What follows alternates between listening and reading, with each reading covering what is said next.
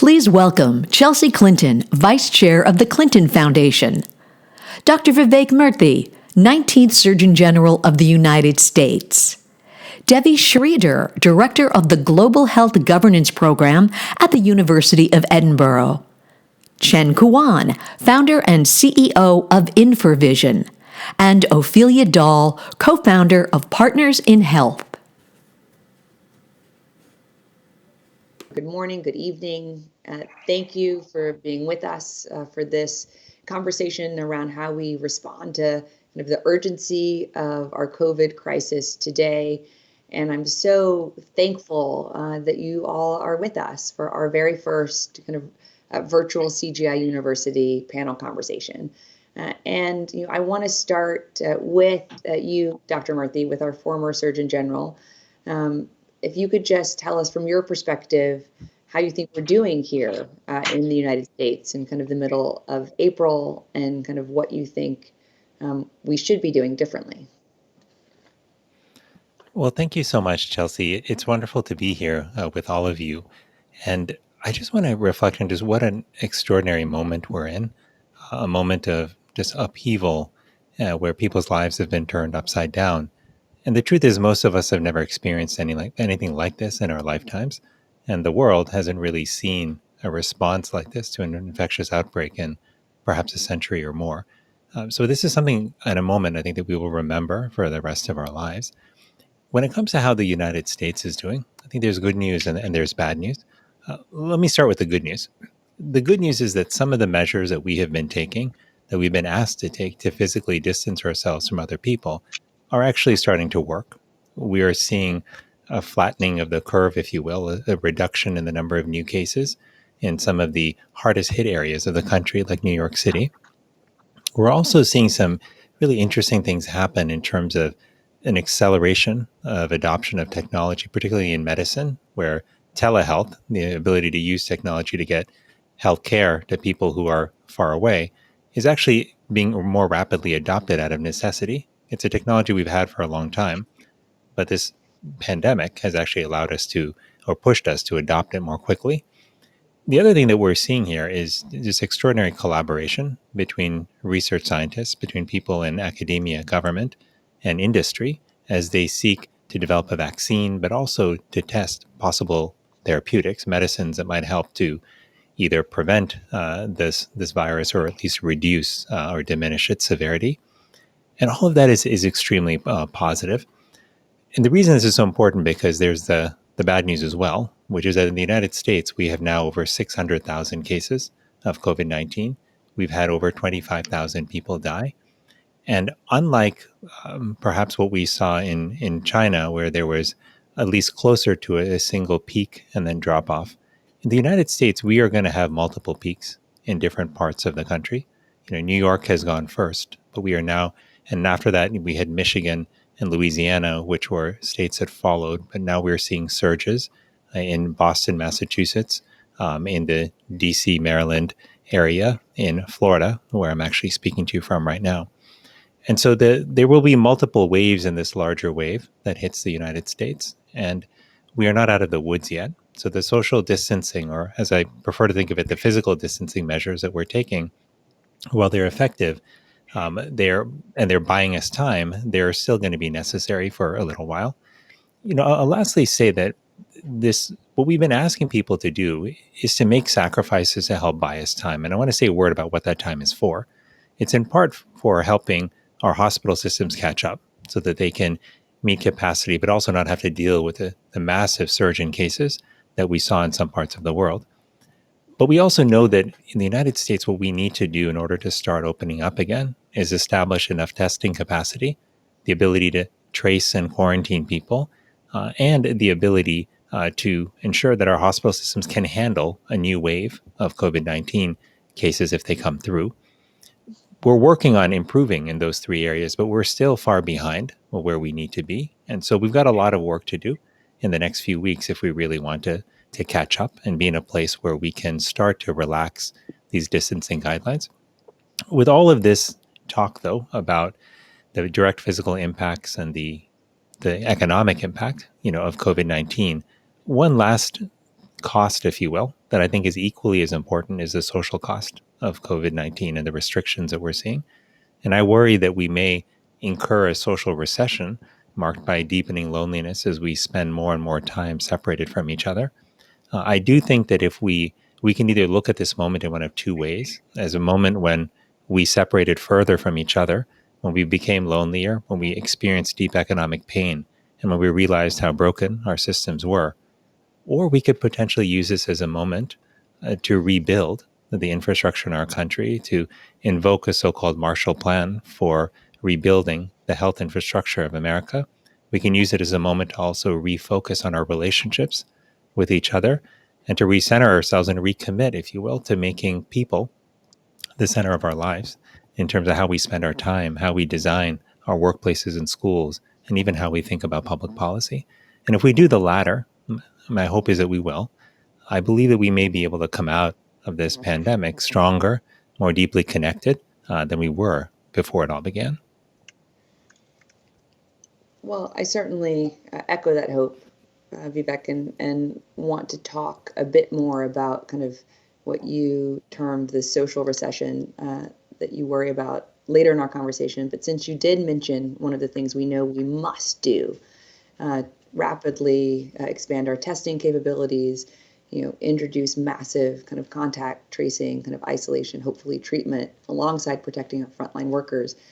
Ophelia, I'd really appreciate hearing your thoughts on this, since Partners in Health, along with the state of Massachusetts, has launched the largest effort thus far in the United States to do just that. Could you talk a little bit about kind of PIH's experience doing this work elsewhere in the world, and kind of what you're hoping to do in Massachusetts for Massachusetts, and really then hopefully as a model for the rest of the country? Sure. It's good to be here with you and with all of you on the panel too. Yes, as you know, Chelsea, PIH works in 11 countries around the world, and we often talk about the 5 S's. We refer to those as staff, stuff, space, systems, and social supports. It's one of Paul Farmer's acronyms. He tends to like those alliterative acronyms. But it's actually been useful because we think that those are the critical components of effective healthcare delivery. And it's the infrastructure that we work to build and strengthen at PIH's sites around the world.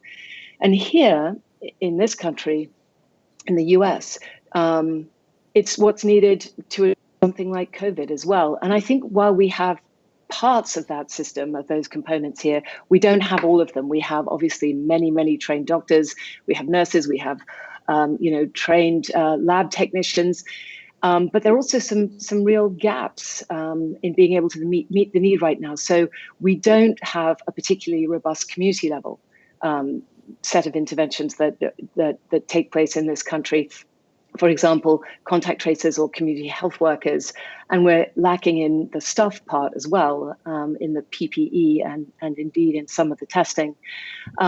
So Partners in Health has some experience in using people within the community to help to deliver care. And they've been instrumental actually for decades now in helping us with contact tracing, as well as deliver important sort of directly observed therapy and meds to people within the community. So many people are too ill, sometimes just too poor, have too many barriers to be able to get to medical facilities.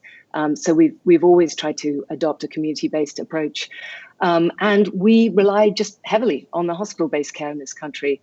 And it seemed to us as though no sort of systematic or concerted efforts around contact tracing were taking place in Massachusetts. So the governor here, Governor Baker, invited us to be part of a consortium and to offer some of the insights and experience we've had in other countries in hiring and training a group, really a whole cadre of community health workers, or contact tracers rather. I can't help but say community health workers. And they would be virtually trained. They are being virtually trained and deployed right now. And this consortium, this group, we're working with Governor Baker's health authorities and also other people in this consortium like the Broad Institute that's helping to ramp up testing and that sort of thing. And what we would do with this is that this virtual group of contact tracers would contact anybody who has tested positive to learn about their recent activities, who they may have been in contact with, and ensure that they can take steps to make sure that they can stay healthy and not spread the virus any further. So the partnership essentially is building on infrastructure that already exists in a place like Massachusetts. And it needs to be part of a whole system. So that includes, ramping up testing. It includes providing really dignified isolation and treatment of everyone who's sick.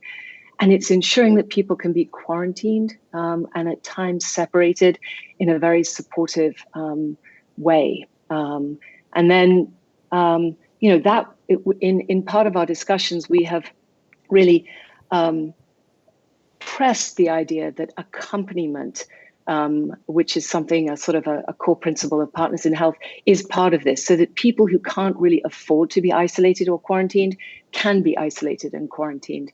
And that means that they would be connected to the social services parts of things, so that if somebody on contact with someone says, well, I have 2 kids at home, I can't necessarily keep myself quarantined, I'm a single mother, I need diapers, I need to go out and get diapers, or we don't have enough food, that they're connected to a system of social supports as well. So that's the kind of general idea of it. And, it's going to be enormously complicated, and I don't want in any way to make it sound as though this is going to be a quick and easy thing. But I do think that it's really important also, when we were hearing about flattening the curve, it just occurred to us that it felt so unaspirational that, we should think about pushing that downwards as well. And I think that even though this is, we had something like 7,000 people, 9,000 people apply within the first couple of days to be contact tracers, so that we can actually use people who are out of place, out of work rather, who can be trained, even lay people, to do this work. It felt like a good thing for the economy also. And I think will help down the road as surges happen, or as more of these take place, as the surges of this particular disease, this virus, in the next 8 months or a year or 2 years, we might even be able to have a kind of a deployable and easily deployable kind of force of people a little bit. I was talking to someone yesterday, and they said they refer to it a little bit like a sort of National Guard. Instead of building it from scratch every time, maybe we could have a group of people like this in all states in the US to be able to help. And Devi, I know you've been advocating strongly for weeks now a similar approach kind of for the UK. Could you kind of talk a little bit about kind of what you're kind of seeing happen in the UK, and kind of what the barriers are to kind of scaling up testing and introducing kind of the contact tracing that thankfully we're going to start seeing in Massachusetts? Yeah, so I think the UK, early on, the government made a decision that this virus could not be contained, and that the optimal thing to do was to let it run through the population and basically work towards some kind of herd immunity, that, the bulk of people get it, and as much as possible, you try to shield the vulnerable. And so there was no planning made for actually what it would mean to increase testing, to increase contact tracing capacity, or to plan for quarantine facilities.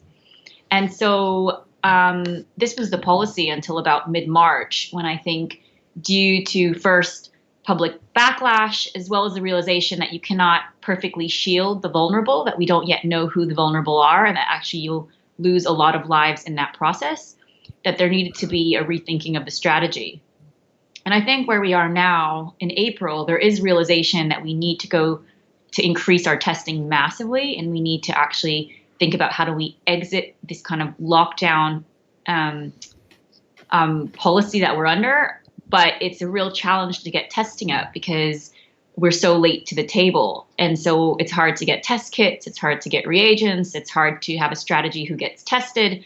And so it's really building all those things now from the start. So first, who are your priority groups? So it's only just recently that even health workers could be tested. Before that, the policy was they were not being tested, though you could get test kits in private clinics in London if you were able to pay for it privately.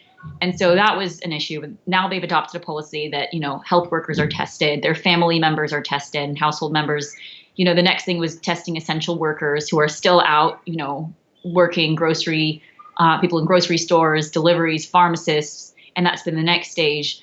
And I think now there's a real thinking about how do we go even further, but capacity is such a challenge. And so it's been with these limited numbers, how do you deploy them most strategically and effectively? And we still haven't gotten to the tracing part yet, because there's a lot of reliance on thinking maybe an app could get us out of this, that, there are discussions around new contact tracing apps, but in the end, you also need people and a lot of kind of labor, and how do you recruit that workforce? And so I think we'll see developments here going in that direction, but it's just going to take a lot of time. Well, since you mentioned technology, Devi, and Vivek, you mentioned technology kind of early on too. CK, I want to turn to you and thank you for your patience, kind of as the rest of the panelists engaged. Could you talk a little bit about kind of the exciting technology that you've developed that's been deployed in Wuhan to try to help with early identification of people who are suspected of having COVID-19, kind of what you've seen through that experience and how kind of what you've been doing in China may be applicable really around the world. Yes. So we Infervision has been specializing in utilizing artificial intelligence to help with medical imaging diagnosis. So in fact, we have been working with a few hospitals in Wuhan for quite some time already. In fact, Wuhan Tongji Hospital and Wuhan Zhongnan Hospital, they have been using our artificial intelligence for lung cancer screening for quite some time. And then sometime in January, we actually realized that our customers in Wuhan has been utilizing the technology of lung cancer screening to detect pneumonia, which is a very strange phenomenon at the time. So what we did is that we coupled with the news that there is this, at the time, unknown virus outbreak that is going on in Wuhan, and we realized that they're actually fighting this outbreak.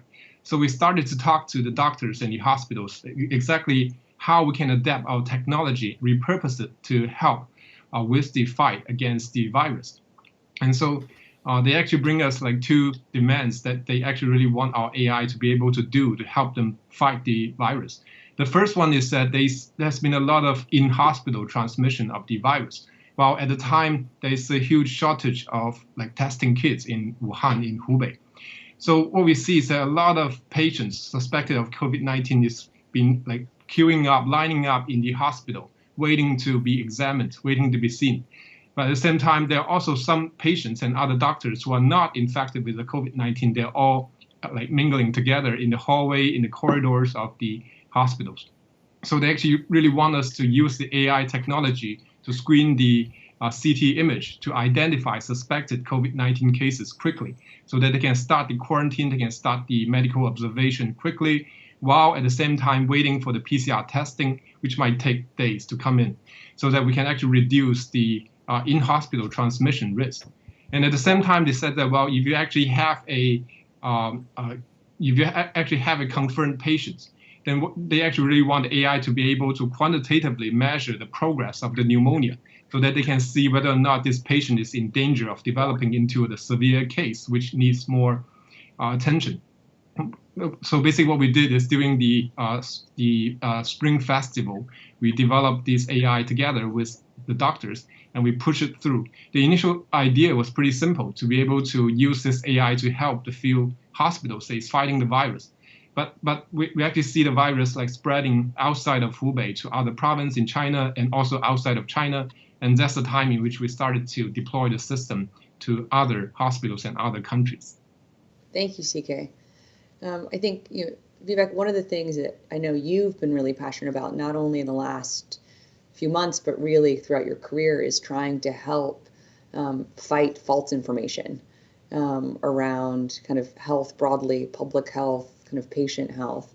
And clearly one of the challenges I think that we're all grappling with at this moment, which Devi really alluded to, is how much we don't know about COVID still, about kind of who are the most vulnerable, how kind of is it really transmitted, kind of what are the possible symptoms, kind of what is the trajectory of the disease. And I think, unfortunately, that has created even more opportunity for sometimes well-meaning people who are kind of putting out false information, and sometimes kind of charlatans who are peddling kind of false information or improper treatments. Could you kind of talk about kind of how you think all of us kind of in this conversation today, and really anyone listening, can ensure that they are getting reliable information, that they are only transmitting reliable information, even if that information itself is uncertain and may change?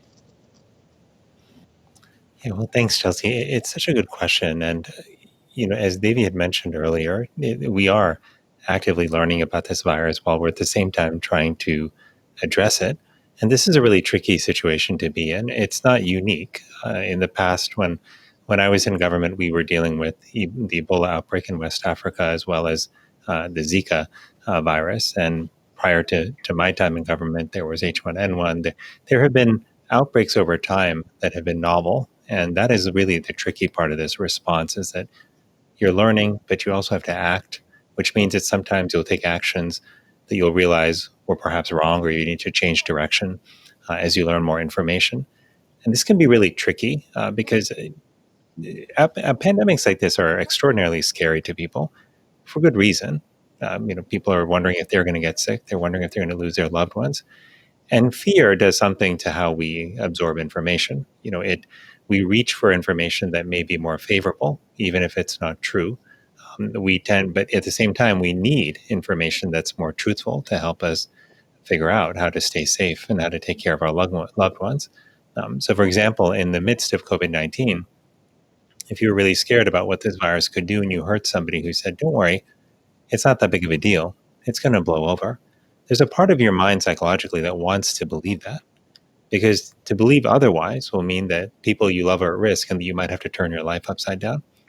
And so that's why I think whether you're in government or whether you're the leader of an organization, or whether, frankly, you're even talking to your extended family and you're trying to think about how to communicate with them, I've found that there are a few key principles that are important to keep in mind. So one is that it's essential, especially for leaders, to be transparent and truthful in the information they're sharing. This may seem obvious, but it actually doesn't always happen, even despite the best intent. Sometimes, you can put out some information, but not be entirely clear about where it's coming from. A classic example, when people were asking the United States, how many tests have we performed? And what are the results of those tests across the country? That information wasn't readily available from the CDC. I don't think it was because scientists at the CDC had nefarious intentions, but the lack of transparency bothered people, and it instilled seeds of doubt about whether the information they were getting was trustworthy, and that was problematic. So transparency and truthfulness is essential as a backbone. The second principle that's really important is consistency of communication. When you lurch from one position to another, it also shakes people's confidence. It makes them wonder if you know what you're doing. And being consistent doesn't mean that you should never change your mind, though. You just have to explain why you're changing your mind clearly with evidence so that people understand why you're doing that. A good example of that was actually California. In California, counties as well as the state took a series of steps to ultimately issue which culminated in a stay-at-home order, or actually a shelter-in-place order. But there were a number of steps that preceded that. And in each point in the way, they didn't say, "Oops, we were wrong, we had to do more." What they said is, based on what we know today, this is the decision we're making. If it changes, we will let you know. A few days later, we got new information. Here's how it's changing our thinking. So we're taking this new action. That kind of explanation is essential because you need to pivot, but consistency is critical. The third is it's really important to over communicate. A lot of times we think, hey, we said this, people should get it. But especially when your mind is in a state of stress or anxiety, you're not hearing everything that's coming at you. And beyond that, we now know that people get their news through so many different channels. So making sure that we're over communicating, especially recognizing that information can be a source of comfort if it's accurate, trustworthy information, that's essential. And the last two I'll mention is that it's really important, number 4, to lead with science and scientists. When you walk into a press room and you're in front of cameras and you're going to be speaking to everyone in your county or in your state or in your country or maybe even in the world, there's tremendous pressure to deliver good news, to tell everyone that things are peachy clean and that we have nothing to worry about. But you have to resist that temptation. You've got to be real with people, but you also have to let the scientists speak and let them lead with their evidence. And that's why I think part of leadership is knowing when to step up, but also when to step back and put the right faces in front of cameras. And finally, I think perhaps most importantly, I think it's essential to communicate with compassion and with empathy, because these moments are extraordinarily difficult for everyone. And I think that, while people deal with that tension in different ways, some people may become combative and angry, others might become sullen and withdrawn. Everyone is struggling in some way in moments like this. And I think that's especially important as we think about our friends and our family members and as we seek to communicate with them. You may have a friend who posts something, on social media that's utterly false. But the right way to deal with that is not to lambaste them for being, a fearmonger or for being somebody who's misrepresenting the truth. But it's to ask a deeper question: what are they going through? What might be driving this? And to approach it with compassion and say they're probably hurting. They're probably scared in the same way that I'm hurting and scared, and to connect with them on that level. When I think, in closing, about all of the conversations I've had with people in Washington, D.C. about how we overcome these big divides, there are often information divides between us. Sometimes there's this idea that if we just got people in the same room to share their views, that they would find some common ground. But I actually don't think that actually works. I think what works to build actual communication with people is to start by building relationship first, to get to understand another human being. What are their experiences? What are their values? What are the things you share with them in terms of family, in terms of common concerns, common aspirations? Once you build a relationship, it's much easier to have conversations about difficult topics, whether they're challenges around, getting people on the same page about vaccines or getting the right information to people about COVID-19.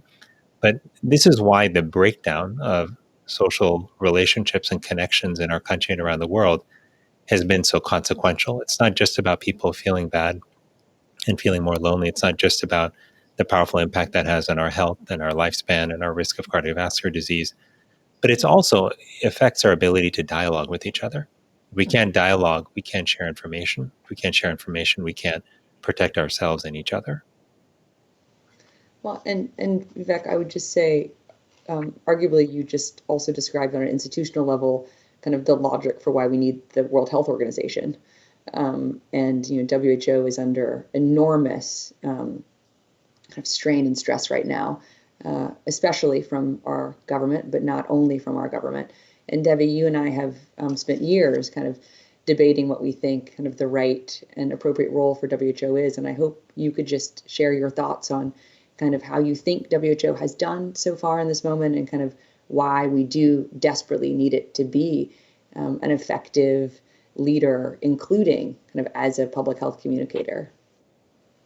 Yeah, so WHO was established to be the lead coordinator and director of international health work, and it has unique abilities, including the international health regulations, which is how we actually even know if there's a novel pathogen or some kind of new viral outbreak in a country. And so we can criticize it, we can wish it was different, we can build an ideal institution, but it's what we have. And looking back at it, it has done much, much better than it has in previous crises. It has been as fast as I think you can reasonably expect of an international institution. And yes, it's gotten criticism for not, being harsher on China, but they have to work with China. There was no point in January them calling out China and saying, you've made this mistake or that mistake, or why did you do that? Because behind the scenes, they needed to get the sequencing data out so that actually we could have PCR testing. They needed to get the, reporting out of who was being affected. And we found out, age-related mortality. We found out a bit about children. There were a lot of open questions. And rather than, governments having to scramble as soon as a viral, they started seeing pneumonia cases in their own country. We had, the benefit of time and some insights from China on what was coming. And a lot of it actually is proving correct, what they were saying in January in terms of the early clinical studies. So WHO is absolutely essential. And we have to remember that it's already underfunded. It has a, annual budget of $2 billion, and cutting, hundreds of millions is a lot of money for the WHO. It's very, very insignificant to a high-income government. And right now I am worried because we can have our COVID response and focus on it. But what about all the other things that we're forgetting about? So polio, campaigns being put on hold for 6 months. What about, measles? What about TB? What about even things like cholera in Haiti and, plague and yellow fever? I mean, this is going to have knock-on effects. And so actually, the United States might see it that WHO is not useful for its interests in the short term, but actually it's incredibly useful. And, cutting the budget only hurts, the United States, because one thing we've learned from this crisis is our world is interconnected. And so what's happening in a remote part of a country somewhere else across the world will come to you. And we do need some kind of international agency to manage that and to share information. And as blame passes around, the thing I keep trying to say is, 31st December, China notified the WHO country office about this. Most governments knew about this in early January. I mean, South Korea was moving from the 2nd of January. And so we can look at what happened in December in terms of delays in reporting to WHO. But we're now in April, and a lot of the debates we're having now is how do we get diagnostic capacity? The countries that were able to use that data that they got at the end of December were building diagnostic capacity in January. And so I think we basically right now have to, look forward, say this is what we have, and we can do a review afterwards. We can look at missteps. We can see how we can improve. But I've been generally pretty impressed with how WHO has managed a very tense situation and an ongoing geopolitical, war between two superpowers. And it was trade, it was economics, now it's coronavirus. And a lot of other countries are gonna suffer as this war continues between them two. I agree emphatically and sadly.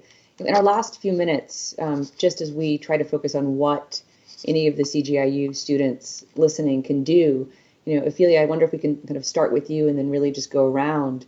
What would you say to young people who are looking to get engaged, who want to be part of a meaningful response, whether that is kind of in a virtual sense or if they kind of want to sign up as contact tracers with your efforts, and really would be helpful to hear kind of, Vivek, your thoughts on how young people can help each other even while we are distant to kind of ameliorate that sense of isolation and loneliness, and CK, kind of where you think real opportunities are for entrepreneurs kind of in this crisis. And then kind of Devi will give you the final word, but maybe kind of Ophelia, if we can kind of just hear what you think kind of anyone, whether they're in Massachusetts or not, kind of could do in this moment. Sure. I have to say, listening to this excellent group here, thinking about all of this collective knowledge, just even on this panel, it lifts my spirits enormously to think about all the people that are working on these kinds of problems. And I couldn't help but reflect as I was listening to other people speak here, just how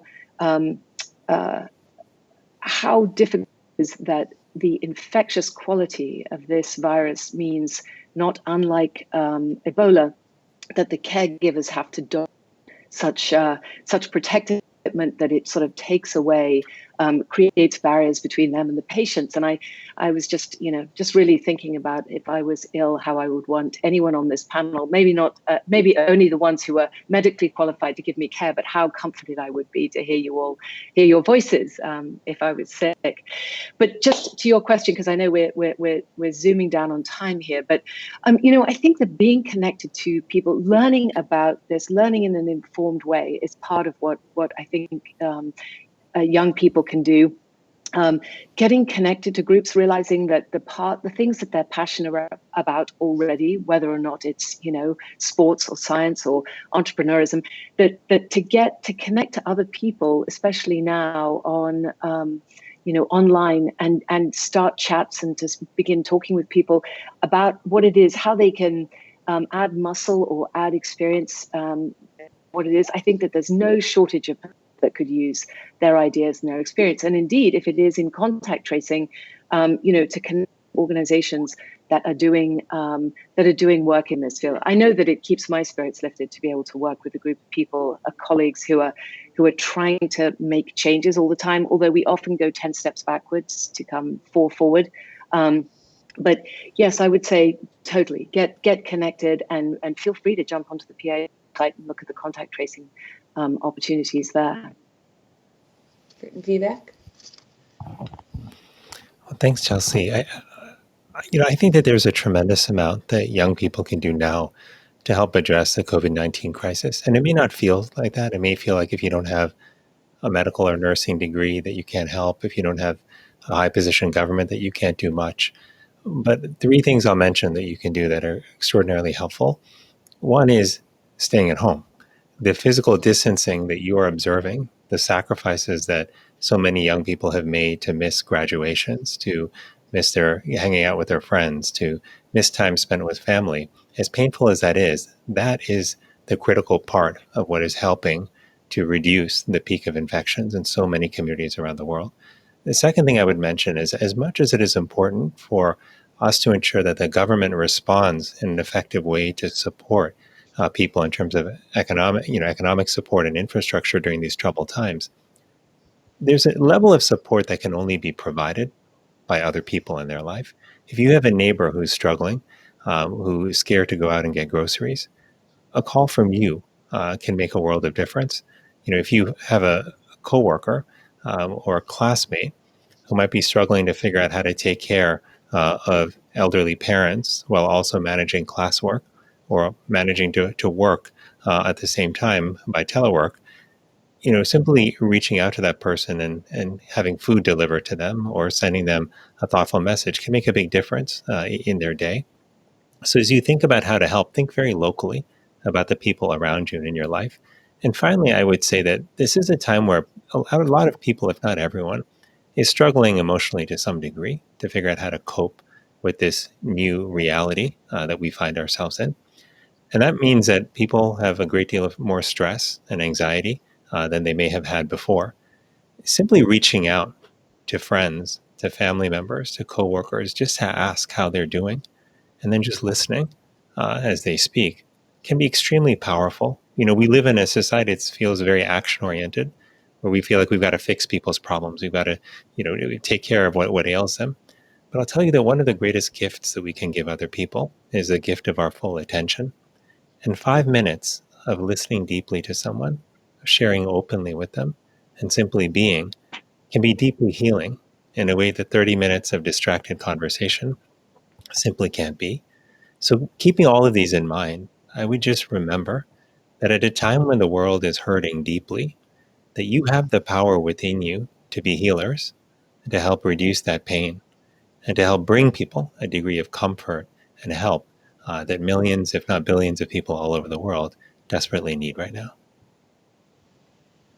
Thank you, Vivek. CK, do you have any thoughts, especially for kind of students who may be listening to what you've done and think, I have an idea of a piece of technology that also could be, hugely impactful either for COVID or kind of for whatever may come next, because we know there will be a next, whatever that may be?